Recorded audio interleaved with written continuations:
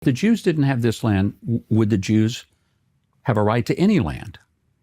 I don't know. I'm not attacking the Jews. I'm asking if this applies to every people in every nation. Does every nation have the same right to its own homeland, to its own physical land that you say Israel does? I feel like we're in a rabbit hole here. No, I think it's a very straightforward question. No, but does that right extend to other countries other than Israel? But the most important thing that is going on in our culture right now is whether or not the people that are yelling in the streets from the river to the sea, whether that's a legitimate point of view to say that there should not be a Jewish homeland. There should not be a Jewish state. You'll never hear me say period. that. I just want to know. I know you haven't said it, but that's the argument. It's one of the arguments going on globally.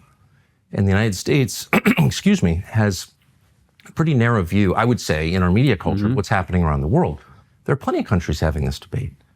Stonehenge is a lot older than the first temple in Israel. And it was built by the same people who live there now. It's the same people. And they are being pushed off their island and outnumbered by people from other places. And so in Great Britain, in Ireland, which is also a country with a nation of people, a race, if you will, that is being displaced, replaced. Who are they being replaced by? Immigrants. Okay. From other places. I just wanted to clarify because I was one of the... Well, just as a demographic matter, it's just like you can look at the numbers. It's not controversial. Just look at the numbers. There'll be a minority in their country. And their people have been there longer than Jews have been in Israel. Yeah. And so they're having this debate too. That's all I'm saying. And lots of places are having this debate. Sure. So does that principle apply to everyone, or is it specific just to Israel? I think it applies specifically to Israel. It applies to anyone who can prove that they have some connection to the land and connection to the history and connection to international law. But Israel, I think, does have an bringing extraordinary... up international law? So if, again... Well, no, but let me finish this, yes, Tucker, because here's the point. We're talking about Christian Zionism. The idea that as a Christian, I believe in both the Old and the New Testament. Why wouldn't I? I'm a person of the book. There are 80 million evangelical Christians in the United States. What makes us who we are is our adherence to the Scripture, our belief that the Bible, all of it, not part of it, but all of it, is the Word of the living God. Yeah. So if I believe in the Old and the New Testament, I do believe that there is a very specific call to the Jewish people that started with Abraham, and he called them out of what is now modern-day Iraq, said, "Come where I send you." He came. This is the land. Genesis 12:3. He says, "I will bless those who bless you, curse those who curse you." In Genesis 17, he looks out at the world. He says, "Look, and this is where I'm giving you the land." I think since that time, there have been people living in this land, right, connected to that moment of history. So there is a historical connection that is unbroken.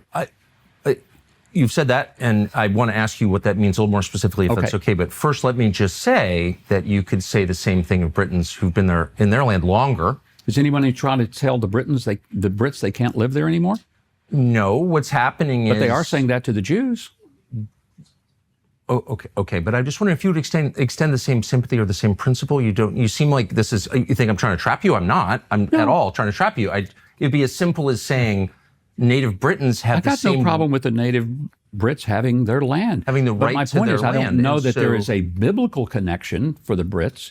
Okay. But I would say... So that's what it comes down to. Take that off the table, and I think there's still a basis for the Jews having this little bitty strip of real estate. I'm not even arguing with you. I'm just trying to, at all. I'm just trying to understand what it is that you're saying, because it's not obvious to me, and maybe it's an IQ problem, but I'm having trouble understanding this. But let me just go back to just clarify one thing. Okay. You've brought up international law at least twice, maybe three times, as a basis for Israel's legitimacy. If Israel was out of compliance with international law, whatever that is, would it be less legitimate?